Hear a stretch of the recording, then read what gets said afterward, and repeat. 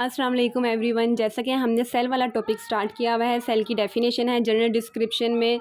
Cell is the basic structural and functional unit of life. ये ज़िंदगी का basic unit है। इसके अलावा सेल की अगर हम कंपोजिशन देखें या उसकी स्ट्रक्चर के बारे में देखा जाए तो सेल को 3 मेजर हिस्सों में हमने डिवाइड किया हुआ है। उसके 3 मेजर कंपोनेंट्स हैं। सबसे पहला उसका मेम्ब्रेन सिस्टम आ जाता है, फिर उसका साइटोप्लाज्म और तीसरे नंबर पर न्यूक्लियस है, जो कि हम अगली वीडियो में पढ़ेंगे।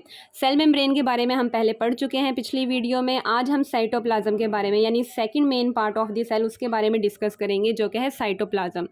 सबसे पहले इसकी डेफिनेशन है साइटोप्लाज्म क्या होता है। साइटोप्लाज्म असल में एक फ्लूइड है, फ्लूइड है या फिर जेलिटिशियस लिक्विड है जो प्रेजेंट होता है सेल मेम्ब्रेन और न्यूक्लियर इन्वेलप के दरमियान। ये देखें, ये सामने एक सेल की डायग्राम है। सेल का सरफेस, सेल को बाउंड किसने किया होता है? सेल मेम्ब्रेन ने।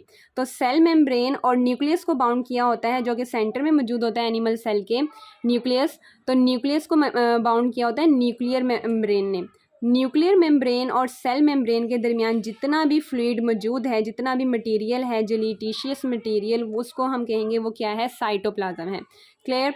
साइटोप्लाज्म की यही ये स्ट्रक्चर है या उसकी लोकेशन आप इस तरह से लिख सकते हैं। उसकी डेफिनेशन में भी आप यही लिखेंगे, the fluid that is present between the cell membrane and the nuclear membrane is known as the cytoplasm. उसको हम साइटोप्लाज्म कहते हैं।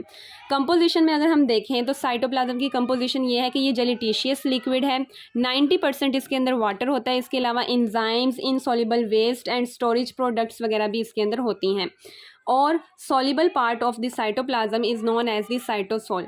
साइटोप्लाज्म का जो सा सॉल्युबल पार्ट है, जो पानी में आसानी से या फिर इजीली सॉल्युबल हो जाता है, उसको हम कहते हैं वो उसका साइटोसोल है। और जो इनसॉल्युबल होता है वो एक जेल लाइक स्ट्रक्चर बना देता है। ज़्यादातर जेल जोन सा है वो ये सेल मेम्ब्रेन है ना, साइटोप्लाज्म। तो साइटोप्लाज्म का जो सा आउटर पोर्शन है वो ज़्यादा जेल से मिलकर बना होता है, और जो इनर वाला पोर्शन है जो न्यूक्लियस के करीब है वो असल में सॉल्युबल पार्ट से मिलकर बना होता है, यानी साइटोसोल से मिलकर बना होता है। इसके अलावा स्टोरेज प्रोडक्ट्स और सेल ऑर्गेनेलीज साइटोप्लाज्म्स के अंदर होती हैं। जितनी भी ऑर्गेनेलीज हैं सेल की, वो एक्चुअली साइटोप्लाज्म के अंदर हैंग की हुई होती हैं। सेल ऑर्गेनेलीज में बहुत सारी हैं, जिस तरह के mitochondria, Golgi apparatus, endoplasmic reticulum, ribosomes, vacuoles, lysosomes और बाकी सब कुछ जो सी हैं वो सारी इसके अंदर आ जाती हैं। ये था हमारा साइटोप्लाज्म।